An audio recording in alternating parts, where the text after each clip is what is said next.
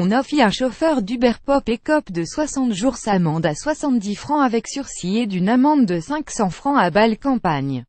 Il ne disposait d'aucune autorisation ni d'un taximètre. En 2016, il a pourtant effectué 13 000 km en 9 mois et encaissé ainsi 32 000 francs. Pour le juge unique de la Cour pénale de Bâle-Campagne, qui s'est prononcé mardi à Moutens, le montant des revenus de l'homme âgé de 40 ans est illicite, au vu de l'absence de permis de transport professionnel de personnes et de permis de taxi. L'avocat du prévenu a tenté en vain de faire acquitter son client. Il a invoqué le fait que les courses effectuées pour le compte de la société américaine de transport Uber ne sont pas interdites, même si elles se situent dans une zone grise en matière juridique. L'avocat ne décidera d'un éventuel recours qu'après avoir pris connaissance du jugement écrit, a-t-il dit. Il ne s'agissait que du deuxième procès contre Uber en Suisse.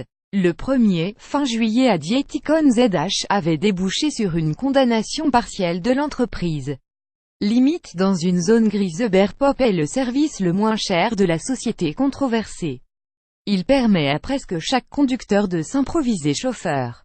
Seule condition à remplir: avoir au moins 21 ans et disposer d'un véhicule 4 portes soigné.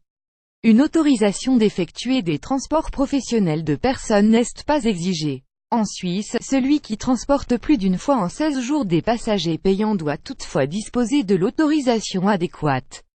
Tel n'était pas le cas de ce chauffeur de Bâle-Campagne. L'offre Uber Pop existe encore à Bâle et à Lausanne.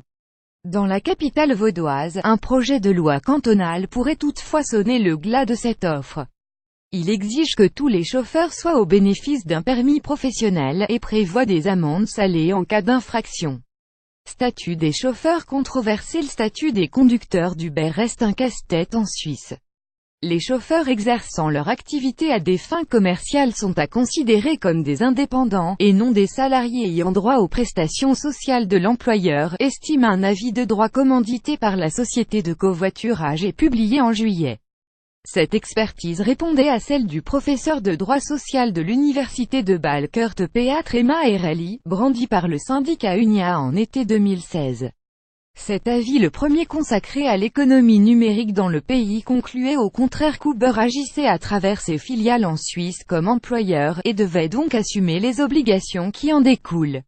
La SUVA, quant à elle, déjà classé le spécialiste du covoiturage comme employeur au regard des assurances sociales. Les décisions de la Caisse nationale d'assurance en cas d'accident s'avèrent déterminantes non seulement dans le cas d'Uber, mais aussi d'autres plateformes en ligne, NXPAT.